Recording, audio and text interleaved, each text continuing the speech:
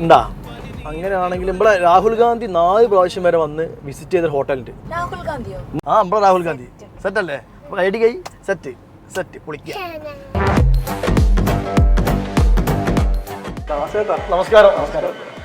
വയനാട്ടിൽ നിന്ന് വരുന്ന വഴിയാണ്, നല്ല വിശപ്പുണ്ട്. ഈ സമയത്ത് ഇവിടെ സ്പെഷ്യൽ എന്താണ് കഴിക്കാൻ? നമ്മൾ സ്പെഷ്യൽ ദം ബിരിയാണി ഉണ്ട്, കൈമ റൈസിന്റെ. നോക്കിയാലോ? എന്നൊരു 3 പ്ലേറ്റ് അവിടെ പോരട്ടെ.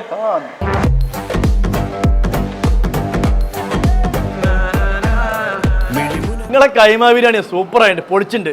ഇത് ഉണ്ടാക്കിയ ഷെഫിനൊന്ന് കാണാൻ പറ്റുമോ? പിന്നെന്താ? നമസ്കാരം, സുഖല്ലേ?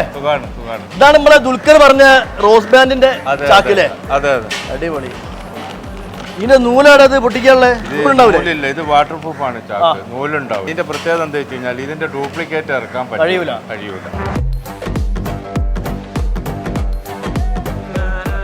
ഇത് നമ്മൾ ഉപയോഗിക്കാനുള്ള കാരണം എന്താ വെച്ച് കഴിഞ്ഞാൽ, ഒന്ന് രുചി, രണ്ടാമത്തെ നല്ല മണവും.